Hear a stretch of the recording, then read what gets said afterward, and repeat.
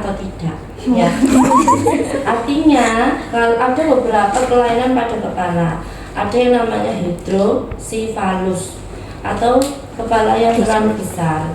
Karena pada saat dia kecil atau pada saat dia lahir itu tulang tengkoraknya ini tidak terbentuk dengan normal ya, sehingga cairan namanya cairan cerebrospinal itu dia sangat banyak di kepalanya sehingga itu membesar kepalanya ya. Namanya hidrosefalus, atau bisa juga terlalu kecil kepalanya ya, namanya adalah mikrosefalus ya. Jadi hidro sama mikro. Kalau normal seperti ini kan rata-rata ukurannya segini ya, itu adalah mesensofalus ya, jadi ukurannya normal ya. Kemudian kita lihat lagi apakah ada tonjolan pada kepalanya, apakah ada kayak sungguh atau kayak unicorn gitu, nggak mungkin ya, tapi kan mungkin ada beberapa kelainan ya yang menyebabkan pasien itu mungkin ada tulang yang menonjol ya. Jadi dilihat apakah kepalanya ini normal atau tidak dari segi ukuran dan apakah ada penonjolan tulang ya. Kemudian itu untuk bentuk dan ukuran ya, ataukah bentuknya simetris atau tidak antara kepala yang kiri dan yang kanan ini simetris atau tidak gitu ya. Kemudian kita yang kedua adalah melihat rambutnya. Rambutnya kita inspeksi mulai dari warnanya apakah hitam kayak iklan sampo itu ya, hitam glowing ya, ataukah dia putih ataukah merah.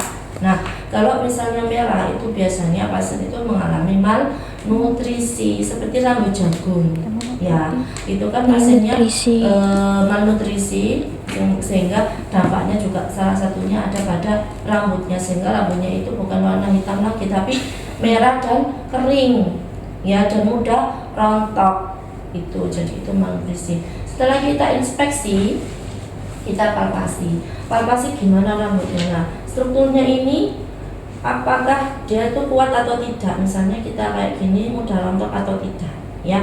Kemudian kita melihat apakah ada bagian rambut yang apakah bagian rambut ini ada yang botak, ada namanya alopecia namanya.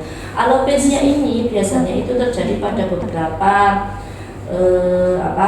penyakit, misalnya pada pasien kanker, kemudian dia diberikan obat kemoterapi. Nah, hal tersebut obat kemoterapi ini yang menyebabkan dia itu rontok, rambutnya botak, sehingga kadang-kadang banyak pasien yang kemo itu kan digundul sekalian, dibotakin sekalian, karena memang dia itu rontok semua. Kalau sini rontok, sini ada kan aneh, sehingga digundul sekalian gitu ya. Tuh. Jadi tadi untuk palpasi kita melihat apakah selain untuk struktur dari rambut ya kuat atau tidak, kemudian apakah ada kebotakan atau tidak, dan kita melihat apakah ada benjolan atau tidak, kita raba ya.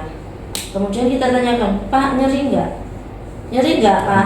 Enggak. Oke. Nah, jadi kita itu tanyakan ke pasien apakah ada nyeri atau tidak gitu ya. Kadang-kadang ada benjolan karena habis ketatap apa gitu. Nah, ini kan benjolan, itu kan ada nyeri, atau mungkin dia ada tumor ya yang menyebabkan misalnya dia benjolan kayak gini terus ditekan gini nyeri gitu ya. Jadi itu untuk kepala, untuk rambut dan kepala. Sudah jelas kepalanya ini ketombean atau tidak, kemudian putulan atau tidak, kemudian kita melihat apakah di situ ada kemerahan. Kalau misalnya ada kemerahan berarti ada gejala peradangan ya. Jadi kita juga melihat kulit kepala ya, putih-putih apa? Nanti dirapikan lagi ya, Mas. Mau digulung ya. Terus apa lagi? Sudah? Ya. Wajahnya ini dilihat apakah dia itu bentuknya simetris atau tidak ya, karena kadang-kadang orang yang mengalami kelainan seperti stroke itu wajahnya nggak simetris, dia mencong ke sini 2 cm, mencong ke sini 1 cm, nggak sama kan, asimetris berarti tidak sama. Kalau simetris itu sama antara kanan sama kiri, atau kondisi bel spasi ya. Kalau Bell's palsy itu hampir mirip dengan stroke. Jadi dia itu ada kelemahan pada wajahnya sehingga kadang satunya ini jatuh ke bawah gini, ya. Itu Bell's palsy. Kemudian itu dari bentuk wajah ya. Kemudian dilihat dari ada wajah itu yang seperti Mongol, orang Mongol, mongoloid namanya. Nah itu biasanya terjadi pada pasien-pasien yang mengalami Down syndrome. Pernah nggak lihat orang dengan Down syndrome? Kan khas ya wajahnya. Oh iya, sama sama. semua. Nah itu namanya mongoloid ya. Jadi wajah mongoloid itu ciri khas dari orang dengan Down syndrome itu ya. Sehingga kalian kalau sudah inspeksi, oh itu wajahnya kayak gitu ya, berarti itu orangnya kalau nggak autis ya Down syndrome, tapi lebih mengarah ke Down syndrome ya. Kalau anak autis itu kayak hampir sama, hampir normal wajahnya, tapi yang khas itu adalah Down syndrome itu ya. Kemudian warnanya, kalau warna orang Nigeria, Gambia itu kan bukan butek, memang hitam kan, karena berdasarkan rasnya. Tapi ada warna wajah itu yang berbeda. Jadi kemerahan di sini membentuk kupu-kupu. Ya, jadi merahnya itu hanya bagian hidung sama pipi. Ya, jadi itu khas pada pasien-pasien yang mengalami lupus ya, atau SLE, Systemic Lupus Erythematosus ya. Jadi kemerahan pada wajah yang membentuk seperti kupu-kupu. Apalagi kalau dia itu kena panas. Nah, itu malah tambah wajahnya tambah kemerahan lagi. Ya, tuh. Jadi kalau orang berjerawat itu kan yang merah kan sini ya. Tapi kalau orang lupus itu merahnya itu membentuk kupu-kupu gini.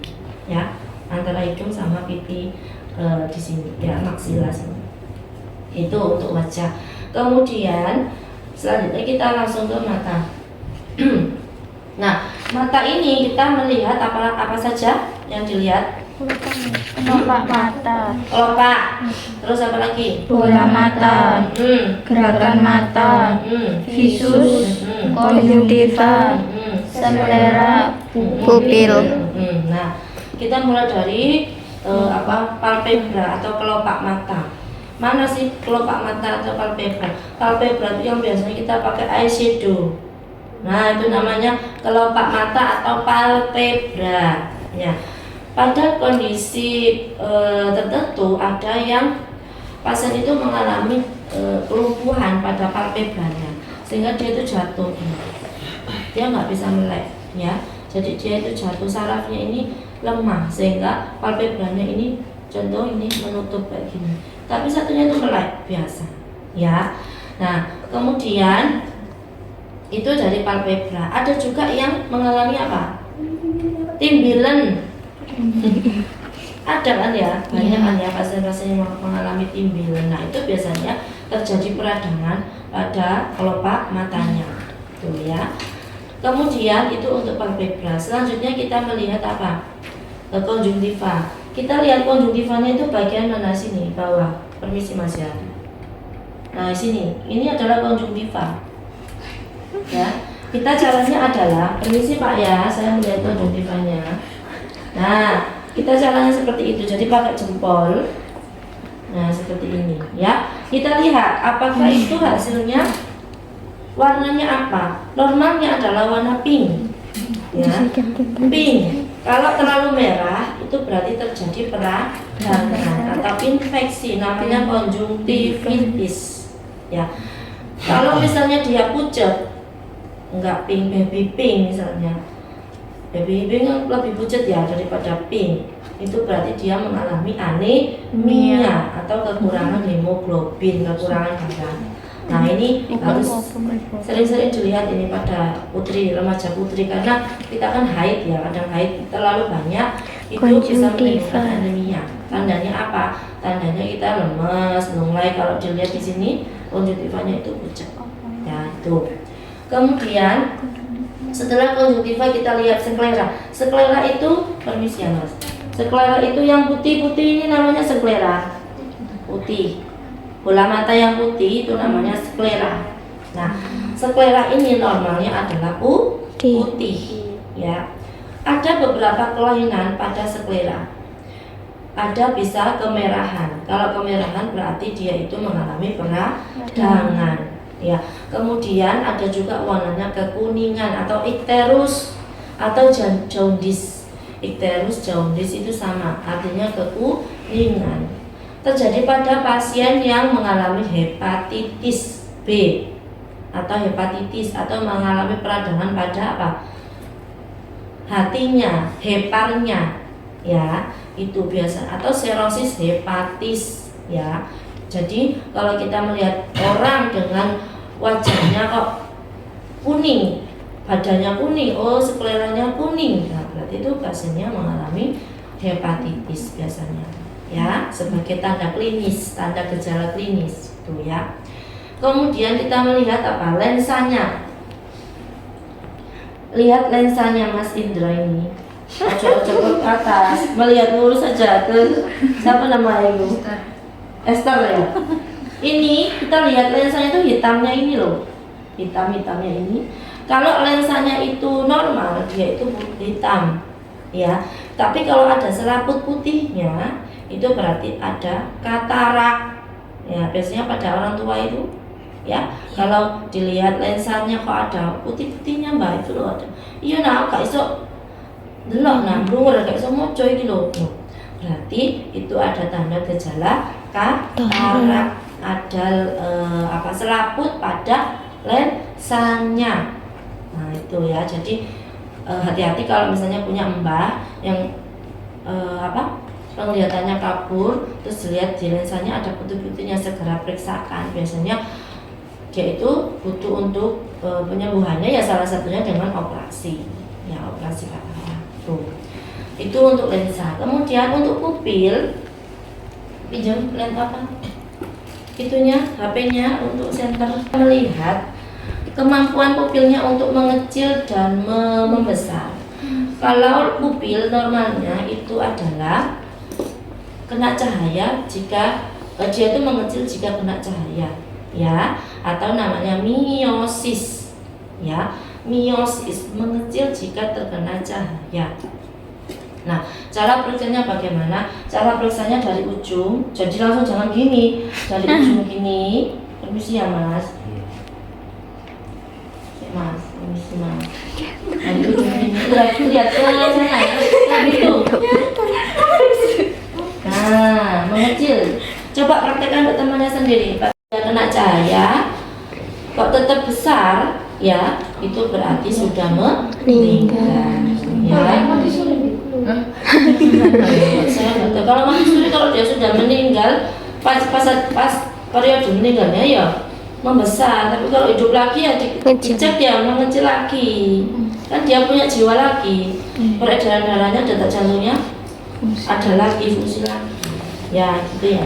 Berarti cuma dua ya, kategori normal sama yang tidak normal. Ya, miosis sama midriasis. Itu dua kategori. Cuma ada kategori mengecil sama membesar. Kadang-kadang temuannya itu kadang-kadang bukan pada orang normal seperti ini ya. Kadang-kadang pasien dengan habis trauma, dia kena benturan kepala, itu kadang mengalami perdarahan kepala atau mungkin dia ada tumor di kepalanya. Kadang-kadang kalau dia sudah mengenai saraf osipital, saraf penglihatan, itu yang kanan itu bisa miosis tapi yang kiri midriasis atau sebaliknya gitu. Jadi karena dia ada kelainan persarafan. Tapi salah satu, bukan dua-duanya. Kalau dua-duanya sudah meninggal ya. Kalau satunya midriasis, satunya masih miosis, itu berarti yang midriasis berarti dia ada gangguan, bisa aja ada tumor atau bisa ada trauma pada kepalanya atau persarafannya gitu ya. Itu untuk pupil. Selanjutnya untuk visus. Nah, visus ini kita membutuhkan. Visus itu apa sih? Visus itu adalah ketajaman pandang atau tajam pandang kita untuk melihat sesuatu ya. Kalau melihat pasiennya itu dari inspeksi ya, misalnya pasien sudah memakai kacamata, nah itu harus dikaji kacamatanya jenisnya apa Bu. ya minus, atau minus itu berarti miopi ya, atau dia plus ya, seperti itu. Jadi kita tanyakan jenis kacamatanya atau alat bantu penglihatannya. Nah, untuk melihat kalau misalnya ternyata dia nggak pakai alat bantu tapi dia itu mengeluh pandangannya kabur, nah makanya kita harus memastikannya dengan menggunakan namanya adalah Snellen chart. Snellen chart ini untuk mengukur tajam atau ketajaman pandang atau visus ya. Caranya adalah kita bagi pasien. Mas Indro ke sana nih. Nah, ini ya. Jadi Snellen chart ini untuk mengukur ketajaman pandang dari pasien. Bisa berupa huruf atau angka ya. Ini yang angka di sini ya. Nah, caranya adalah untuk mengukur ketajaman pandang orang itu, kita jaraknya kalau memakai jarak, nah antara yang diukur dengan alat pengukurnya ini dengan kita yang mengukur ini itu berjarak 6 kaki ya. 6 kaki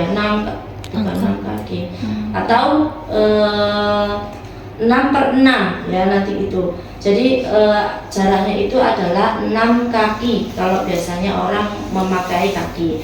Tapi kalau misalnya kita memakai meter, nah berarti kita menggunakan meter ya. Contoh misalnya ini adalah kalau orang saya bisa melihat misalnya antara Mas Indro dengan siapa namanya? Rizka itu bisa melihat ini sama, ini apa? E. Rizka juga jawab E. Kemudian saya tanya ini adalah Mas Indro jawabnya ini F. Rizka jawabnya ini E. Berarti kan ada gangguan pada Indro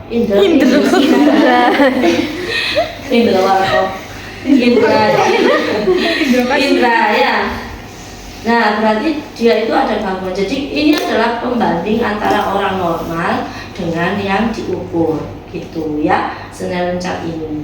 Nah, untuk melihat apakah dia itu normal atau tidak, maka kalau misalnya dia ini tiga dari berapa huruf ini itu benar semua, maka dia itu normal. Tapi kalau misalnya jangan semua ya, boleh diacak misalnya 3 atau 4. Misalnya dia kok salah semua, berarti dia itu yang ini benar semua. Kemudian mulai dari sini ada yang salah, misalnya 2 dari 3 kok salah. Kemudian lanjut di sini, oh ternyata malah nggak lihat semua, maka dia jaraknya ada di sini terakhir 20/25 ini ya, gitu ya. Ini loh maksudnya fit itu ini 60 feet ya. Feet itu kalau orang luar negeri kan pakai apa itu namanya, jangka kaki ya, atau kaki ya, feet. Kalau kita mau memakai meteran pakai ini 7,62 ya, itu ya. Jadi maksudnya pada orang normal itu bisa melihat huruf ini pada jarak 7,62 meter gitu ya. Contohnya ini, pada orang normal itu huruf ini itu bisa dilihat dengan jarak 30,5 meter gitu ya. Jadi orang normal. Tapi pada dia ya, misalnya dia mulai dari sini sudah ada gangguan, berarti dia di sini sudah benar, di sini sudah benar semua, maka dia itu hanya bisa melihat sampai sini nggak bisa. Berarti dia adalah visusnya 20/50 begitu. Dia hanya bisa melihat dengan jarak 12,1 meter gitu. Paham ya? Jadi ini itu membandingkan antara orang normal dengan orang yang sakit gitu ya. Jadi orang normal itu bisa melihat ini semua loh dengan cara ini, tapi orang yang sakit itu misalnya ini salah, berarti dia hanya sampai sini. Contoh, saya mulai dari sini, ayo Mas Indra ini apa? Ini, tapi ini nggak sesuai ya jaraknya ya. Jadi minimal itu adalah 60 kaki. Ya, 60 kaki kurang jauh kampung sana. Kemudian ini bisa tak aja. Ini apa? B, Ini. C, Ini. D. Bentar. Ini. E, Ini. O, Ini. J, Ini. F, Ini. T, Ini. E, Nah, yang ini. G, Ini. D. Masih ada yang enak ya kalau dulu jadi dia tuh masih normal kalau seperti itu karena ini adalah yang paling kecil ya, jadi dia masih bisa ya, jadi normalnya adalah 60 per 60 ya itu ya. Jadi itu untuk mengukur ketajaman pandang. Misalnya Bu, kalau di sini dia itu nggak bisa atau mungkin di sini itu nggak bisa, Bu, sudah nggak bisa lihat. Ini kan yang paling bisa lah, nggak bisa lihat. Nah itu berarti kita harus cek. Kalau orang buta, ya, kalau misalnya apa namanya dia nggak bisa lihat, maka kita pakai lambaian tangan. Dengan jarak berapa dia bisa melihat kita? Misalnya dari 60 kaki tadi dia nggak bisa, kita kurangi.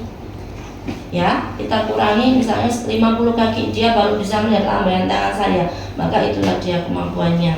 Kalau misalnya lambaian tangan nggak bisa, maka dengan cahaya berarti orang itu buta total. Ya, hanya bisa melihat cahaya aja. Ya, tuh jadi itu untuk ketajaman pandang. Oke, kembali lagi Mas nih, paham ya untuk visus ya. Nanti kalau misalnya kalian lulus dari sini itu, kalau dulu D3 itu ada D3 yang khusus mata. Sekarang kalau seperti kalian lulus nurse itu menjadi lulus nurse umum. Nah nanti kalian bisa kerja mungkin di khusus mata, rumah sakit khusus mata. Jadi pasiennya yang banyak kan ya mata gitu ya, seperti rumah sakit mata Undaan, rumah sakit itu KMU itu. Nah itu berarti rata-rata gangguannya juga gangguannya itu pada matanya gitu ya. Jadi untuk selerajat ini itu nanti berguna juga. Tapi kalau misalnya pada ruang-ruang penyakit dalam itu selerajat ini kadang ya nggak jarang dipakai gitu ya. Itu untuk visus. Selanjutnya apa lagi? Konjungtiva. Apa? Wis mari ngono. Seklera. Seklera kamu sama. Oh ya wes.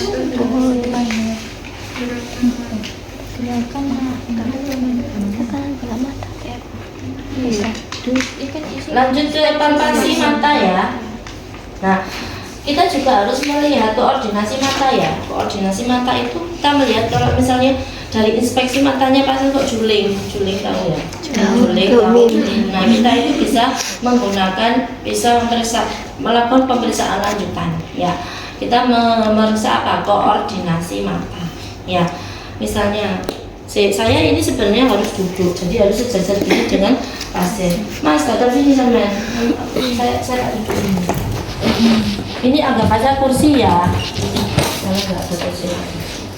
Nah, misalnya, Pak, lihat apa ini, ikuti gerakan dari bolpen ini, misalnya ini bolpennya. Coba Pak. Terus, ya. Nanti.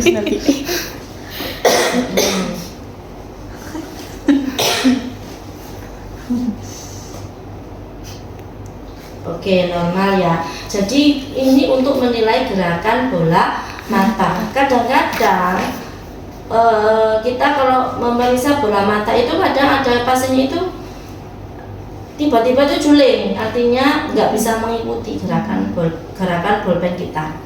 Jadi ini untuk menilai gerakan, kalau pusing ya, untuk menilai gerakan bola mata. Ya itu ya.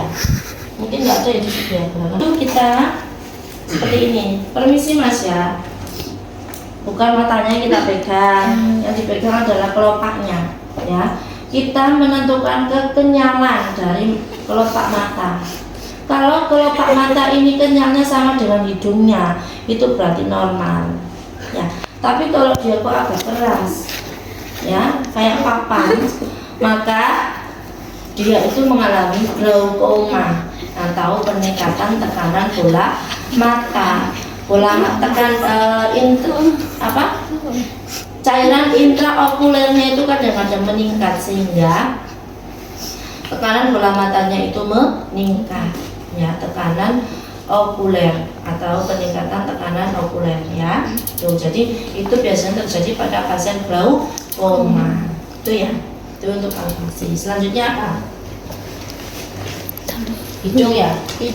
Nah, untuk hidung kita perhatikan, bukan kok hidungnya itu mancung atau tidak, ya. Kadang kan ada hidungnya menceng gini kan, ya. Jadi bukan melihat mancung, pesek atau apa itu, ya, bukan. Tapi melihat apakah hidungnya itu simetris atau tidak. Oh ya, simetris. Oke, selanjutnya melihat dari lubang hidung. Jangan guyu. Lubang hidung itu kadang-kadang ada polipnya, ya. Jadi melihatnya dengan apa? Dengan senter, ya. Pak, permisi Pak. Nah, dilihat seperti ini. Oh, ternyata ada polipnya biasanya. Kadang-kadang dia mengeluh, polip itu ada benjolannya, ya. Kadang dia mengeluh, kok gak enak ya hidungku ini, gitu ya. Sering bersin misalnya. Ternyata diperiksa ada polipnya kadang-kadang, ya. Polip itu adalah benjolan kecil seperti kayak tumor tapi kecil, ya, itu. Kemudian itu untuk palpasi. Untuk inspeksi.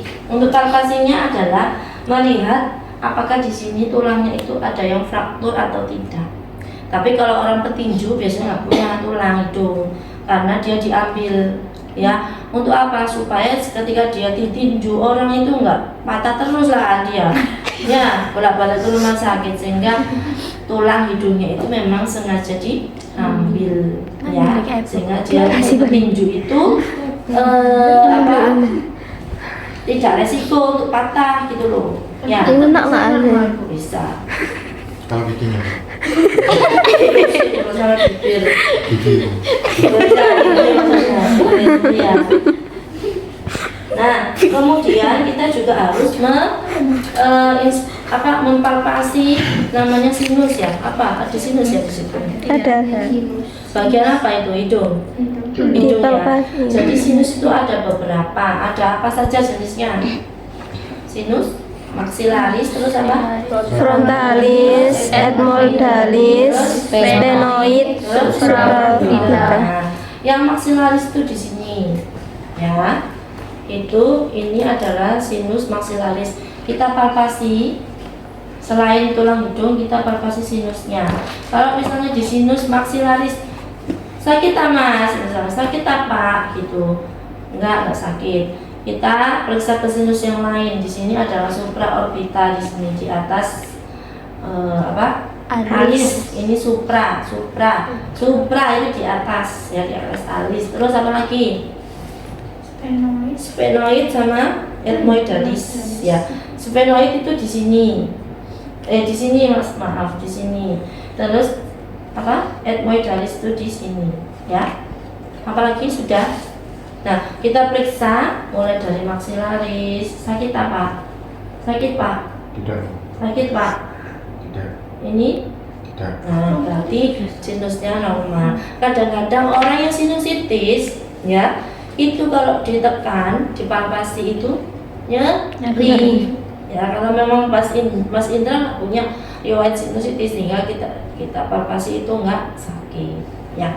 Terus apa lagi? Frontalis di sini di atas, ya. Terus mulut. Oh, telinga dulu, ya. Telinga bagian terakhir. Telinga dulu sebelum hidung. Oh, telinga. Bisa. Sekarang telinga. Nah, untuk telinga kita melihat, inspeksi dulu, ya. Inspeksi telinganya, apakah bentuknya itu simetris atau tidak, ada telinganya atau tidak. Kadang-kadang pasien itu yang dari lahir itu telinganya kecil, mengecil kayak melungker gitu, ya. Ada seperti itu. Jadi kita melihat bentuk telinganya bagaimana bentuknya, simetris atau tidak yang kanan sama yang kiri. Kemudian kita lihat warnanya, ya. lihat dulu, maksud saya ini kartilagonya, tulang rawannya ini normal atau tidak, bentuk telinganya yang di sini. Kemudian warnanya kalau kemerahan itu berarti ada peradangan. Tapi kalau kita di salju merah itu berarti kedinginan, ya. Ya, jadi melihat warna dari kartilagonya ini, ya. Kemudian inspeksi itu kita lihat tulang rawannya ini, ya. Ini ditanya, nyeri atau enggak Mas? Tidak, Bu. Satunya nyeri atau tidak? Tidak, Bu. Kemudian kita lihat tulangnya di sini, atau ke sana. Nah, ini tulangnya, ya. Itu kita inspeksi, ya, nyeri atau tidak. Kemudian setelah itu kita tadi sebenarnya yang sebelum palpasi, ini kan palpasi ya. Yang inspeksi tadi kita melihat dengan otoskop. Kita praktekkan untuk minggu depan. Saya lihatkan dulu caranya bagaimana. Otoskop ini untuk melihat apakah dia itu gendang telinganya itu intak atau tidak. Intak itu apa? Intak itu berarti utuh atau tidak. Kadang kalau yang dia itu mengalami peradangan, namanya itu otitis, ya, otitis media kronis misalnya sudah lama. Nah, itu biasanya kadang-kadang mengganggu pada apa tadi saya ngomong? Gendang telinga, ya. Gendang telinganya itu kadang kayak nggak intak itu loh, kayak ada yang robek, ya. Nah, untuk melihat itu dengan menggunakan otoskop alatnya. Ini ada ukurannya, kalau dewasa agak besar, kalau anak kecil biasanya agak kecil. Caranya adalah melihat, permisi ya Mas. Nah, seperti ini dimasukkan. Nah, nanti kita praktek, ya. Jadi minggu depan kita masukkan ke telinga. Nanti biar dibersihkan dulu sama Mbak Lista, sama dihidupkan ininya, ya, senternya. Nah, hasilnya adalah apa? Intak atau tidak intak, ya. Tuh. Itu untuk telinga. Ada juga ini untuk auskultasi itu bukan pakai stetoskop, ya, tapi dengan pemeriksaan fisik. Nah, pemeriksaan fisik itu biasanya dilakukan, ini untuk telinga, ya. Pemeriksaan fisik itu dilakukan pada ruangan yang kedap suara.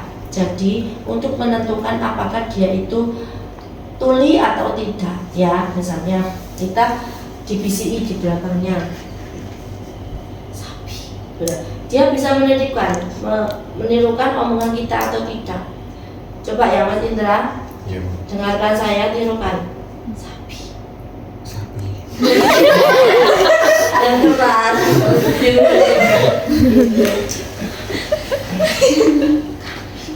Kambing. Beruang. Kalau orang yang tuli nggak bisa menirukan seperti, tapi ini syaratnya harus dikedap suara loh. Jadi ini kan enak kan, karena ada antara ini, ya. Jadi itu untuk yang auskultasi, untuk melihat apakah dia itu, untuk menentukan apakah dia itu tuli atau tidak. Sama ini tes Wiener sama Weber. Nanti kita praktekkan minggu depan aja yang telinga, ya. Soalnya ini agak panjang sekelilingnya, ya. Sudah ya, itu untuk telinga, ya. Terus apa lagi selain itu? Mulut. Nah, untuk mulut kita inspeksi, mulutnya itu simetris atau tidak. Tadi seperti saya jelaskan di awal. Biasanya ada, permisi Mas, ya, ada pasien tuh yang mulutnya menceng gini. Dia itu menceng ke atas 2 cm, yang satunya itu nggak sama, ya. Tahu kan pasien stroke? Kayak gitu, ya. Jadi gambarannya itu kayak gitu, ya. Itu untuk melihat kesimetrisan. Kemudian warnanya itu ada 3 biasanya. Warnanya bisa pucat, bisa kebiruan, ya, bisa kemerahan. Hitam itu kena rokok. Nah, kalau biasanya dia pucat, anemia, ya, berarti tadi lanjutan dari yang konjungtivanya pucat, anemis, konjungtivanya anemis, berarti lihat mulutnya, apakah mulutnya juga pucat, ya. Kemudian dari selain wujud apa tadi? Sianosis. Sianosis itu berarti kebiruan.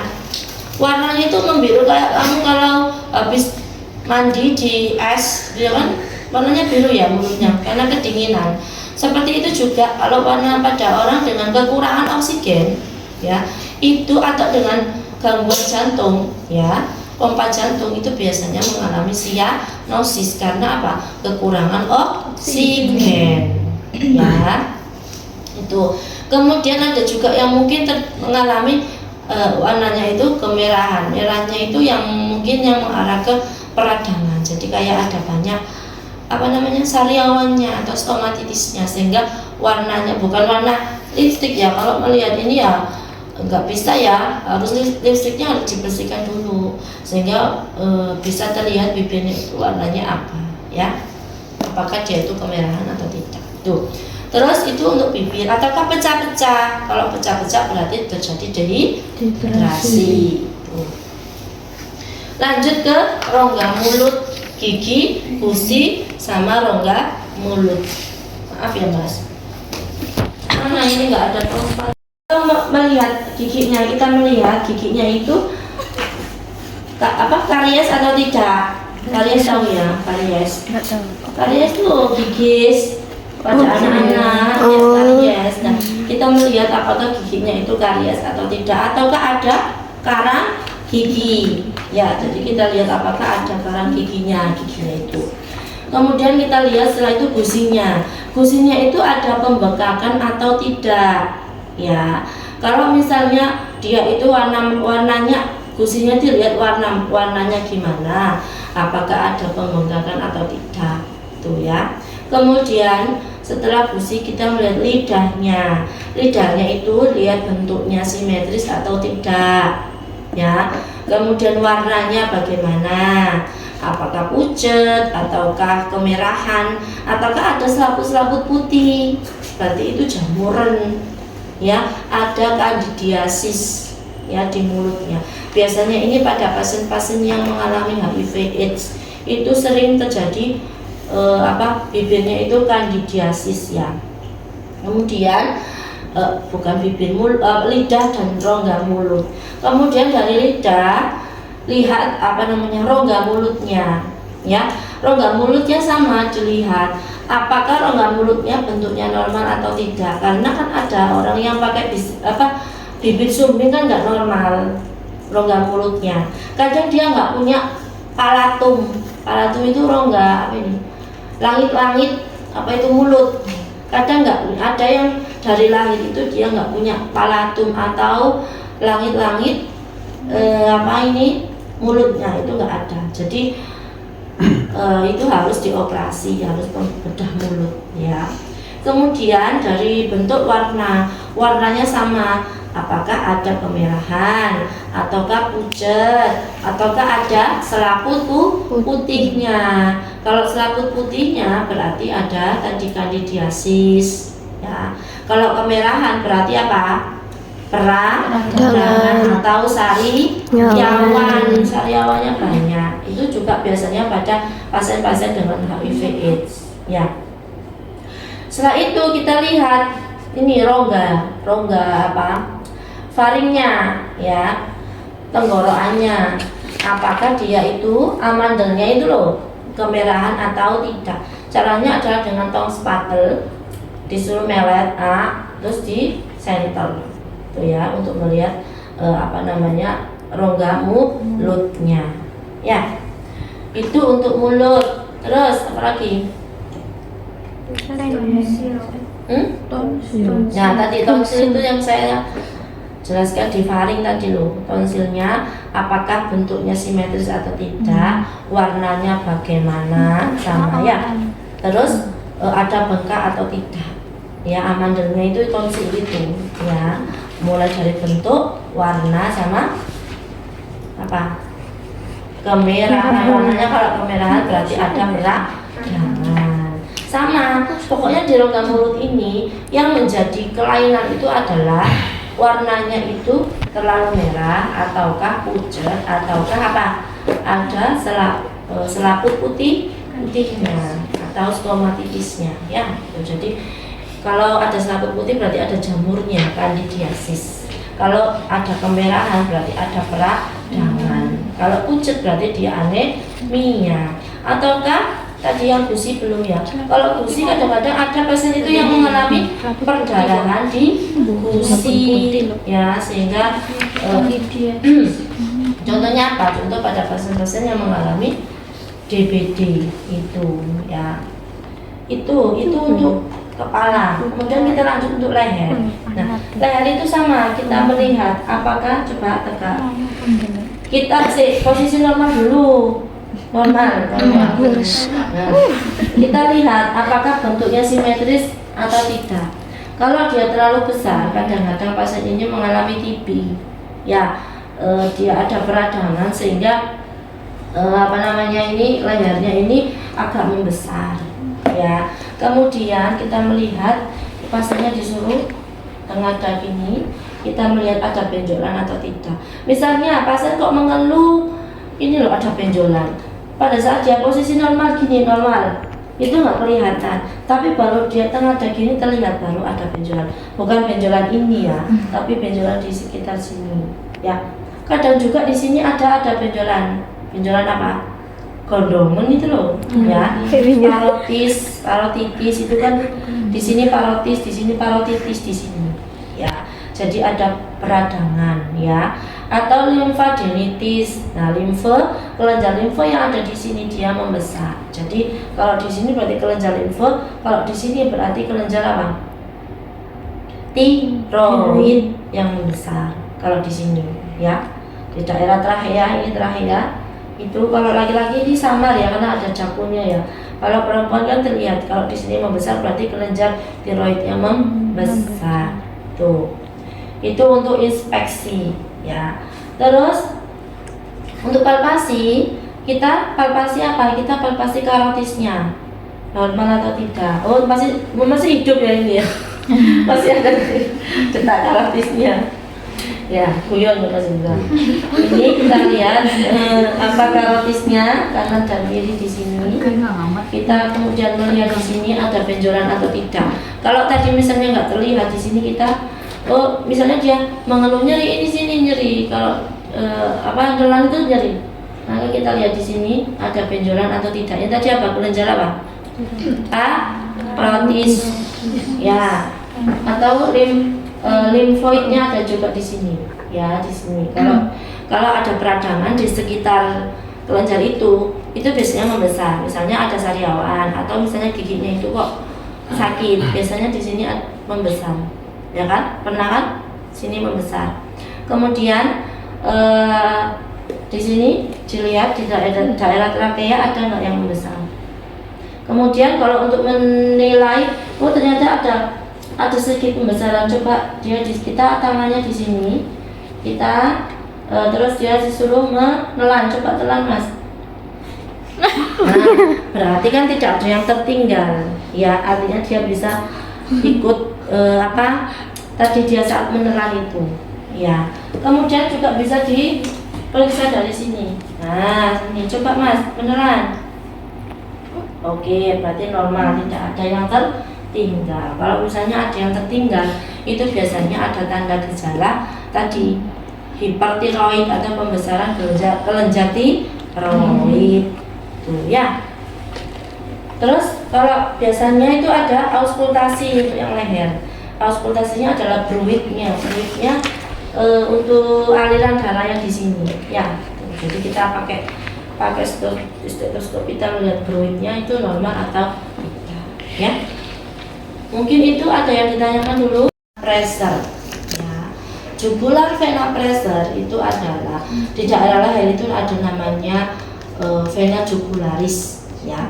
Vena yang bentuknya secara bentuk itu agak besar, kayak karotis itu loh ya, arteri karotis. Di sini juga ada vena jugularis. Nah, biasanya pada pasien-pasien yang mengalami gagal jantung atau dia itu mengalami sulit untuk buang air kecil, kemudian dia badannya itu juga bengkak karena akibat dari pompa jantung yang tidak normal, maka itu kadang-kadang vena jugularisnya itu membesar, ya. Caranya apa? Caranya pasiennya, sini aja ya. Berdiri dulu. Vena jugularisnya saya tunjukkan di sini. Biasanya vena jugularis itu letaknya di sini. Ya, vena jugularis itu letaknya di sini. Kalau misalnya dia itu membesar, nah kita menggunakan penggaris seberapa membesarnya vena jugularisnya gitu. Misalnya yang normal kan seperti ini. Biasanya kalau vena jugularis atau jugularis vena pressure-nya itu meningkat, itu kelihatan banget kok. Ini tuh detak jantungnya di sini. Jadi jeduk gini di sini. Sehingga untuk pada pasien tersebut kita ukur jedukannya itu seberapa tingginya gitu ya. Jadi menggunakan penggaris seperti ini. Ya, itu aja. Jadi untuk mengukur seberapa tinggi peningkatan dari vena jugularis akibat dari